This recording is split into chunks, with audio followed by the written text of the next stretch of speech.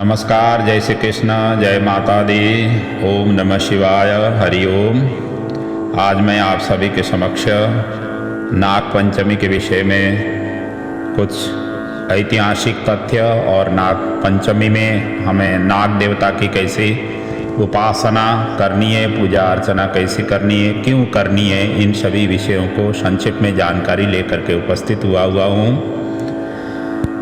नाग पंचमी इस वर्ष 25 जुलाई 2020 शनिवार के दिन पड़ रही है और नाग पंचमी बड़ी हर्षोल्लास के साथ हमारे हिंदू व्रत और त्यौहार के रूप में इनको मनाया जाता है। और इसी दिन कल की जयंती का पर्व भी है।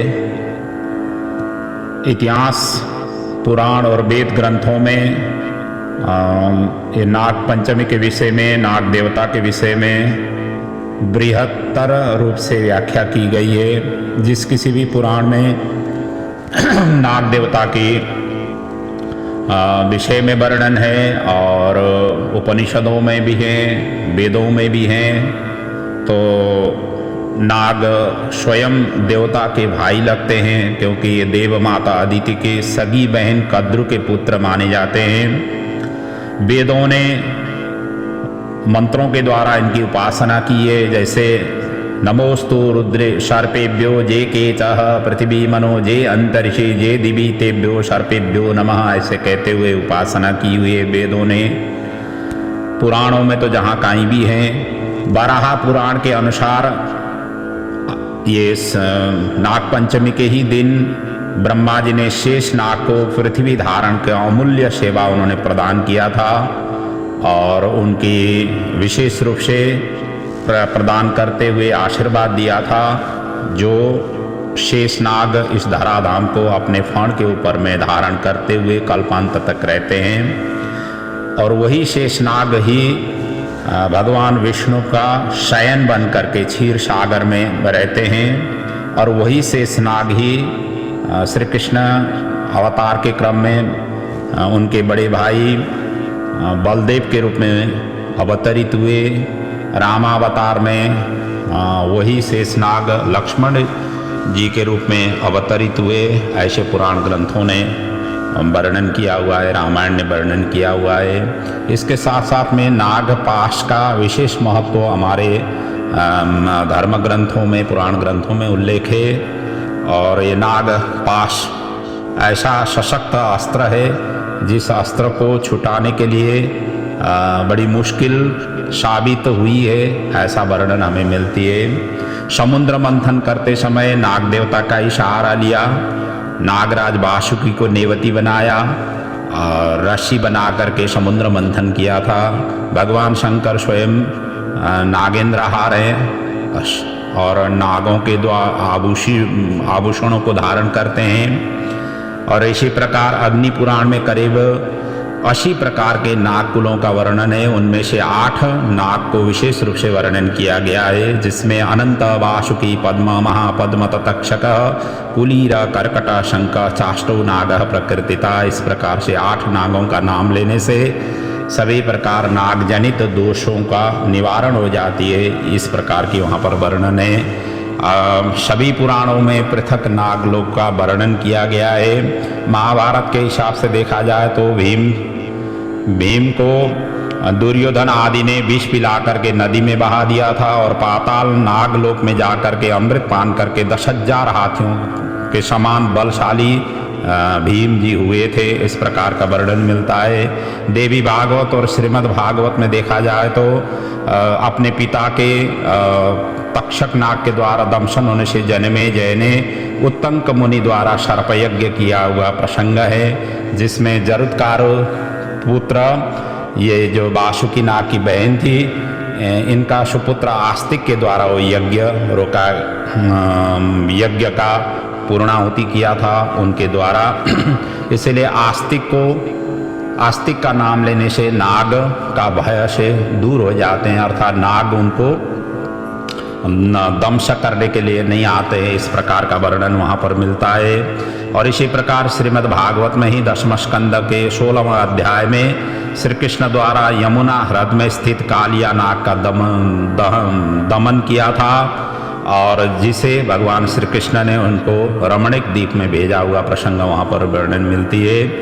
और हम देखते हैं कि हिंदू के अपने जितने भी मठ मंदिर हैं, प्रासाद हैं, उनके निर्माण के सौंदर्यता को प्रखर देने के लिए नाग का विभिन्न आकृति बना करके मतलब वास्तुकला में भी इनका प्रस्तुत किया गया हुआ मिलता है। इसी प्रकार जैन और बुद्ध प्रतिमाओं में के सिर पर छत्र भी सर्प फर्ण वहाँ पर रखे हुए मिलते हैं उनके प्रतिमाओं में।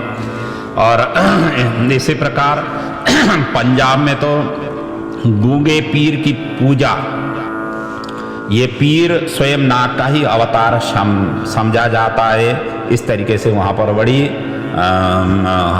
बड़ी उत्साह के साथ इनकी पूजा और उपासना की जाती है पंजाब में। और अन्य क्षेत्रों में, अन्य प्रांतों में कहीं मनसा देवी के रूप में, जो नाग की माता के रूप में उनकी उपासना की जाती है। और विदेशों में भी आप देखा जाए तो Japan, Malaysia, Thailand, Singapore, China और यूनान सभ्यता आदि में भी नाग का विशेष रूप से उनकी आकृति आदि बना करके उनकी उपासना करने का वहाँ पर भी विधान है। इसलिए न केवल हिंदू ही है, सर्वत्र विश्व में ही एक तरह से नाग देवता की उपासना कराने का एक प्रचलन है। ऐसे नाग की महिमा हमारे धर्म ग्रंथों में इतस्ततः सर्वत्र व्यापक रूप से इसका वर्णन किया हुआ है। ब्रह्मा जी ने सृष्टि करते समय सभी प्रकार की जीव जंतुओं को इसीलिए सृष्टि किया क्योंकि नाग के अंदर में विष रहता है और विष के कारण मनुष्य स्वभावतः ही संत्रस्त होते ही हैं, उनको देखते ही डर आ जाती है और एक तरह से शत्रु बुद्धि से, शत्रु भाव से नाग के ऊपर अक्सर मनुष्य प्रजाति टूट पड़ जाते हैं। वस्तुतः ये ब्रह्मा जी के सृष्टि में सभी प्राणियों को सुरक्षा करने के लिए एक दूसरे के प्रति किसी में विष, किसी में मीठा, इस तरीके के तत्व समाविष्ट किया हुआ है। कई वनस्पति भी ऐसे हैं, केवल नाग ही नहीं, जो विषैले तत्वों को ग्रहण करते हैं और विष भरा हुआ होता है कई वनस्पतियों में भी। और ये इसीलिए है कि वायुमंडल में जितने भी विषाक्त पदार्थ है वो सभी ऐसे विषैले वनस्पति और विषधारी जीव जंतु ग्रहण करते हैं ताकि अन्य प्राणियों को सुरक्षा दे सके, अन्य प्राणी को जीवन दान दे सके।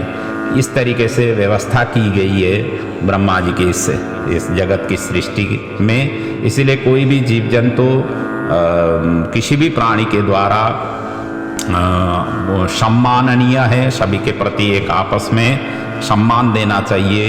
यही हमारी सृष्टि की प्रक्रिया में सिखाती है। ये तो हो गया आपको ये संक्षेप में थोड़ी सी नाग के विषय में जो वर्णन किया गया है हमारे शास्त्रों में, कहाँ कैसे कैसे हैं। अब ये पूजा हम क्यों करें और ये कैसे करें, इसके विषय में आप वर्णन कर रहा हूँ। पूजा, यदि आपको नाग स्वप्न में आ जाते हों, बार बार स्वप्न में दिखाई दे और ऐसे विषधर सर्प के द्वारा आपको स्वप्न में आक्रमण करें, इस तरीके से भयावह सपना दिखाई दे, और इन सभी के निवारण के लिए नाग की पूजा करना जरूरी होती है। दूसरी, नाग दोष हो आपके जन्म कुंडली में, सर्प दोष, काल सर्प दोष, इन सभी को निवारण के लिए विशेष रूप से नाग की पूजा करनी चाहिए। और साथ साथ में घर में सभी तरफ से सुरक्षा हो, परिवारजन की सुरक्षा हो, समृद्धि हो, क्योंकि नाग के पास में अमृत भी रहता है, खजाना भी रहता है। उनके आशीर्वाद से हमें सभी प्रकार की धन धान्य की अभिवृद्धि होती है। और जहाँ जहाँ धन गड़ा हुआ होता है वहाँ पर नाग हमेशा हमेशा उसको रक्षा करके रखते हैं। ऐसा पुराणों में भी वर्णन है और ऐसा व्यवहार में भी दिखाया जाता है। तो इसलिए नाग की उपासना से धन की रक्षा, धन की समृद्धि और सभी प्रकार की मंगल प्रदायक है। और ये देवता की कोटि में ही, देव रूप से ही इनकी उपासना की जाती है।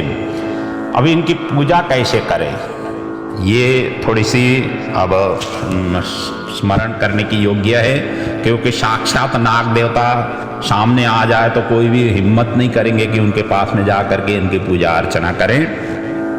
अब यहाँ पर शास्त्रों ने जो वर्णन किया हुआ है कि कैसे इनकी पूजा करें, इस नाग पंचमी के दिन विशेष रूप से, वैसे तो सभी पंचमी ही नाग की ही तिथि है, क्योंकि ये शुक्ल पक्ष की पंचमी की तिथि नाग, श्रावण मास की शुक्ल पक्ष की पंचमी तिथि पड़ रही है नाग की। बाकी जितने भी साल भर में पंचमी तिथि आ जाते हैं, इन तिथियों में नाग की विशेष रूप से पूजा उपासना की जा सकती है।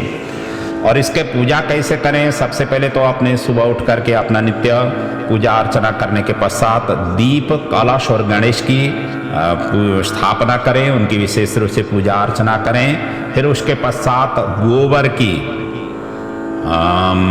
गोबर या आटे की नाग बनाएं, नाग की आकृति में वो बनाएं, और या अब ये भी संभव नहीं है तो कागज में ही आप नाग बनाएं और दूध, दही, दुर्वा, कुश, सिंदूर, चंदन, अक्षता आदि से इनकी पूजा करके मूल दरवाजे के ऊपर लगानी चाहिए। और कई भक्त तो खीर और पूड़ी बना करके उनको भोग लगाते हैं। कई भक्त भोग लगाते समय जो भी अपने घर में रसोई में जो भी प्रसाद बनती है, जैसे ठाकुर जी की भोग लगाते हैं, उसी प्रकार नाग देवता को भी भोग लगाते हैं। और इस दिन आपको विशेष रूप से उत्तर दिशा में थोड़ी सी दूध आप ले जा करके नाग देवता के नाम से छोड़े, उनको अर्पण करें, उनको प्रदान करें और प्रार्थना करें कि हे नाग देवता, आप इस दूध का स्वीकार करते हुए हमें सभी प्रकार से आप रक्षा करें, हमारे घर की रक्षा करें, हमारे परिवार की रक्षा करें, हमें सुख और समृद्धि प्रदान करें। इस भावना से इस उत्तर दिशा में ले जा करके थोड़ा सा दूध नाग देवता के लिए रखें किसी एक पात्र में, क्योंकि ये मूर्त विज्ञान के आधार पर देखा जाए तो धराधाम में नाग ज्येष्ठ, आषाढ़ और श्रावण महीने में नाग का मुख उत्तर दिशा की ओर होती है, और भाद्र, आश्विन, कार्तिक में पूर्व दिशा की ओर रहती है। मार्गशीर्ष, पौष और माघ महीने में नाग की मुख दक्षिण दिशा की ओर होती है। फाल्गुन, चैत्र और वैशाख महीने में नाग का मुख पश्चिम दिशा की ओर रहती है। इसलिए श्रावण महीने में उत्तर दिशा में नाग की मुख होने से आप जहाँ पर हैं वहाँ से उत्तर दिशा में आप ले जा करके इस तरीके से नाग देवता के लिए अर्पण करें और प्रार्थना करें कि आस्तिकस्य मुनिर्मातः जगदानंदकारिणी एहि ही मनसे देवी नागमातर नमस्तुते। इस प्रकार से प्रार्थना करें। और नवनाग का स्तोत्र भी है, उनका भी पाठ कर पूजा अर्चना करते समय कर सकते हैं। जो स्तोत्र है, अनंतो वासुकी शेष पद्मनाभश्च कंबलः धृतराष्ट्र शंखपालः तक्षकः कालिय तथा एतानि नवनामानि नागानां च महात्मनां सायं काले पठेन् नित्यं प्रातः काले विशेषतः तस्य नास्तिर्विषभयं सर्वत्र विजयी भवेत्। ये नवनाग स्तोत्र है, इस स्तोत्र का भी पाठ कर सकते हैं। और विशेषतः ये 8 जो अग्नि पुराण में वर्णन किया हुआ है 8 नागों का, और ये नवनागों का जो स्तोत्र है, नवनागों का स्मरण करते हुए श्री नागाधिराजाय नमः, श्री सर्पाय नमः, ऐसा भावना करते हुए पूजा भी उसी भावना से और प्रसाद भी इसी भावना से अर्पण करें। अब यदि आपके आसपास में शिवालय हो, शिव भगवान भोलेनाथ के मंदिर आप जा सकते हैं, तो भोलेनाथ के साथ में तो नाग देवता होते ही हैं, वहाँ पर जा कर के विशेष रूप से दूध चढ़ाएं, सफ़ेद चीज चढ़ाएं, चंदन आदि अक्षता आदि से उनकी पूजा अर्चना करें विशेष रूप से नाग की। या आप कोई चांदी की, कॉपर की, कोई धातु की बनाई हुई नाग हो, उनके ऊपर में भी आप उनकी विधिवत रूप से प्राण प्रतिष्ठा करके उनकी भी पूजा अर्चना करके कर सकते हैं। इस प्रकार से इस नाग शुक्ल पंचमी, श्रावण शुक्ल पंचमी, नाग पंचमी को आपको विशेष रूप से मनाना चाहिए। यही आपको सभी सूचना देने के लिए मैं उपस्थित हुआ था। तो भगवान से यही प्रार्थना करते हैं, नाग देवता से यही प्रार्थना करते हैं, भगवान भोलेनाथ से श्रावण मास के इस पावन प्रसंग में भगवान भोलेनाथ की उपासना करते हुए पंचमी के दिन नाग देवता की भी उपासना साथ साथ में करें और आपका जीवन सुखद रहे, परिवार मंगलमय रहे, खूब सुख शांति समृद्धि ऐश्वर्य रहे।